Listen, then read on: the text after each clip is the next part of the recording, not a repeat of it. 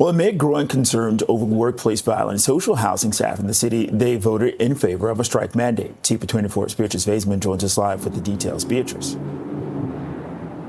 Bakari, these are community housing workers and seniors housing workers who serve some pretty vulnerable people across the city, some 120,000 or so low and moderate income tenants across the city of Toronto. And now these workers, they're ringing the alarm bell about what they say is unsafe working conditions, workplaces that don't allow them to go to work, to serve these communities with dignity. They say they are experiencing assaults, threats, harassments on the job, and that's why they've now voted overwhelmingly in favor of job action. In fact, TCHC workers voting 98% in favor of job action, seniors housing workers voting 94% in favor of strike action.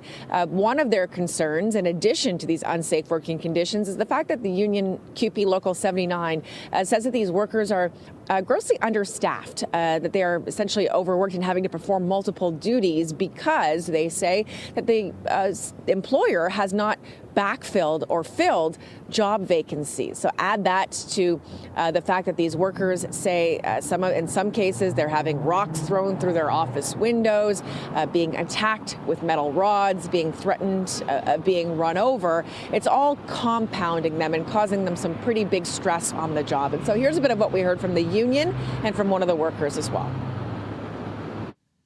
For months, our bargaining committees have sat across the table from Toronto Community Housing and Toronto Senior Housing, waiting for real proposals.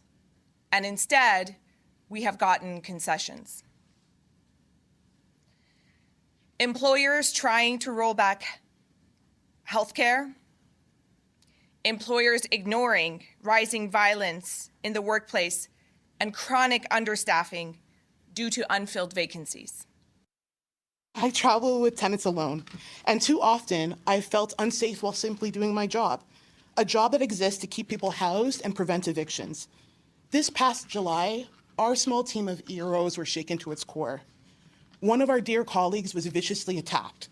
She was assisting a tenant that was currently at risk of eviction when she was struck across the face with a metal rod.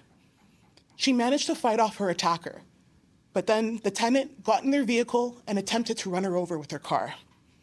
This incident could have ended in tragedy. The union has also filed a no board report with the Ministry of Labour, which essentially gives them an opportunity to walk off the job and take job action within the course of 17 days. We've just actually heard back from the employer, Bakari, TCHC, sending a statement to CP24 recognizing the work that Toronto community housing staff do every day and saying it makes a difference, saying the board and the president met with workers in the fall to understand some of their day-to-day challenges and how TCHC can better support these workers, adding that the employer remains focused on reaching a deal with CUPE 79. They've been at the bargaining table since September and will continue to be there for as long as it takes. Bakari. All right, TV24's Beatrice Vaisman. Thank you.